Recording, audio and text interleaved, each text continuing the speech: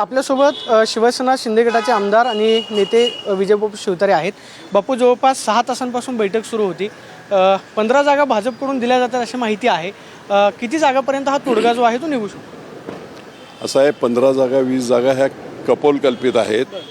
आमच्या नेत्यांनी पूर्णपणे गाईडलाईन्स दिलेल्या आहेत, त्याप्रमाणे निवडून येण्याची क्षमता हा एक नंबरचा मेरिट हे ठेवून नावं सिलेक्शन करणे अशा पद्धतीचं संपूर्ण काम चालू आहे।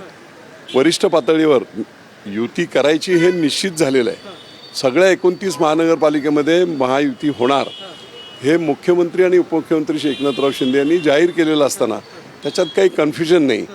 पण ठीक आहे, कार्यकर्त्यांचं कोणाची क्षमता किती, कोणाची क्षमता किती, कुठे काय ॲडजस्टमेंट करायची या बाबतीमध्ये थोड्याशा चर्चा आहेत।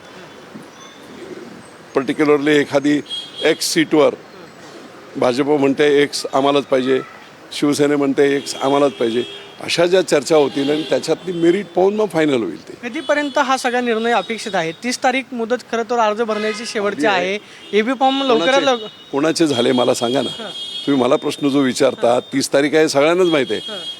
भाजपचं झाले, राष्ट्रवादी झाले, काँग्रेसचे झाले, भाजपवाले म्हणतात की आमचं सगळं तयार आहे, आडले फक्त काय आमचं सगळं तयार आहे। नाही, मात्र मग सोबळावरती लढणार की मग युतीमध्ये मग जागांचं वगैरे काही नाही। निर्णय घेतलेले नेत्यांचे, त्यांच्या पुढे आम्ही कोणीच जाऊ शकत नाही। त्यामुळे नेत्यांनी घेतलेले निर्णय असतील, उद्या काय असेल ते बदल जरी करायचे असतील तर नेतेच करतील मिळून, आणि मग त्यांच्या गाईडलाईननुसार सगळं काम होईल। त्यामुळे जे नेत्यांनी निर्णय घेतले ते अल्टिमेट आहेत, त्याच पद्धतीने काम होणार। महायुती एकत्रच लढणार।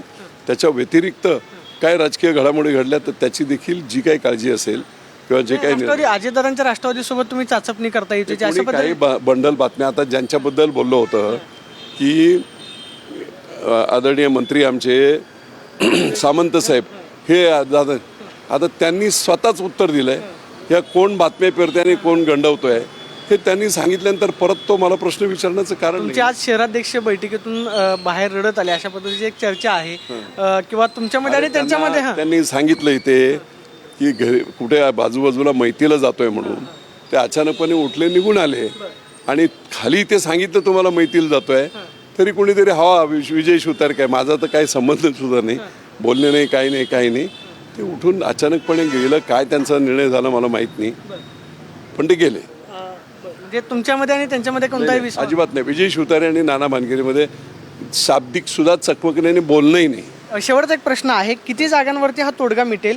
तुमची किती जागांवरती तयारी आहे? भाजप म्हणते की फार फार 17 जागांवरती तोडगा निघू शकतो। जर कदाचित तोडगा निघाला नाही तर मग मात्र सोबळाची तयारी असेल? नाही, ते आता ते सांगायची गरज नाही ना।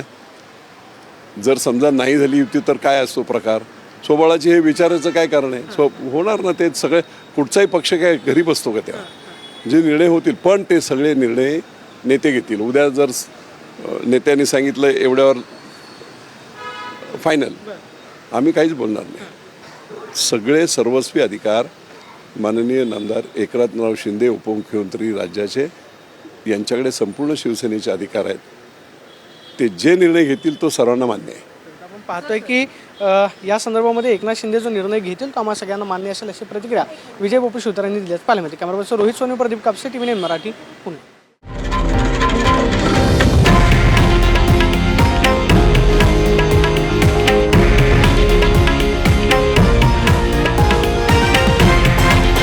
हे आहे देशातील नंबर 1 न्यूज नेटवर्क आणि आपण पाहत आहात TV9 मराठी, एकमेव।